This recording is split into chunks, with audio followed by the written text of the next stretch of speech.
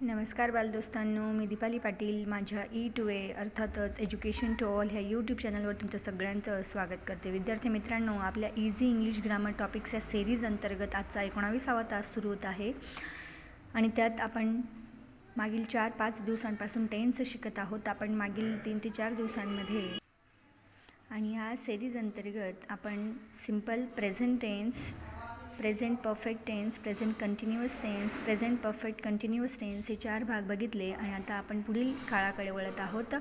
Past tense, भूतकाळ, आणि या भूतकाळाअंतर्गत आपण पहिला काळ शिकत आहोत सिंपल पास्ट टेन्स, साधा भूतकाळ. विद्यार्थी मित्रांनो, या साध्या भूतकाळाची आपली सूत्र असणार आहे subject plus V2 plus object. आता या ठिकाणी V2 तुम्हाला समजायला खूप महत्त्वाचं असेल. आपण मागील जे तास घेतले त्यांच्यामध्ये आपण पास्ट टेन्स फॉर्म्स लिहून घेतले होते क्रियापदाचं दुसरं रूप.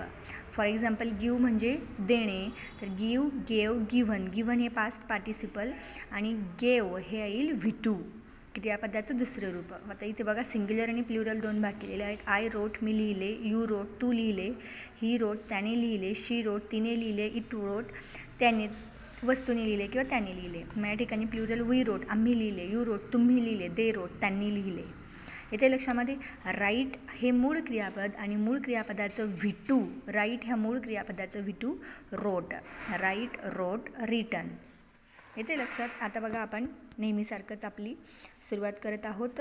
वाक्य बघून आपण त्या काळाची रचना समजून घेऊ. सीमा प्लेड क्रिकेट, प्लेचा V2 played. Seema played cricket, Seema cricket खेळली. राजेश रोट अ लेटर, राजेशने पत्र लिहिले. पंडित नेहरू डाईड इन 1964, 1964 पंडित नेहरू वारले. Rohan received a letter yesterday, रोहनला काल पत्र मिळाले. दे वेअर डान्सर्स, ते डान्सर्स होते. आय वॉज लेट, मला उशीर झाला. शी डीड हर होमवर्क, तिने तिचा अभ्यास केला. आय हॅड माय ब्रेकफास्ट, मी माझा ब्रेकफास्ट घेतला. ही वॉज इल, तो आजारी होता. He lost his red pen, त्याचा लाल पेन हरवला. येते लक्षामध्ये मुलांना या ठिकाणी was, had, did, he was ही जी आलेले आहेत were, was, did, had, was हे या ठिकाणी सहाय्यकारी क्रियापदं म्हणून सुद्धा काम करतील. मूळ क्रियापद म्हणून घेतलेलं आहे आपण त्यांना साध्या भूतकाळामध्ये. येते लक्षामध्ये कारण आपण सिंपल पास्ट टेन्स शिकत आहोत त्यामुळे काही वाक्यांमध्ये was, had, did, was, were हे आपण मूळ क्रियापदं म्हणून वापरलेले आहेत. येते लक्षामध्ये. पण वाक्यामध्ये ते असणं गरजेचं असतं. जरी क्रियापदे दुसऱ्या क्रियापदासोबत आले तर त्यांना सहाय्यकारी क्रियापदे म्हणून सुद्धा ते काम करतात. आता या ठिकाणी वाक्यांमध्ये ते आलेले आहेत तर ते मूळ क्रियापदं आहेत आणि त्यांना जोडून जर अजून एखादं क्रियापद आलं तर त्यांना आपण सहाय्यकारी क्रियापदही म्हणत असतो. येतं लक्षामध्ये. तर सिंपल पास्ट टेन्स या वाक्यरचनेचा सराव करा आणि त्यावरून शब्द वाक्यरचना बनवण्याचा प्रयत्न करा. भेटूया आता उद्या पुढल्या व्हिडिओ टेन्ससह. Bye bye.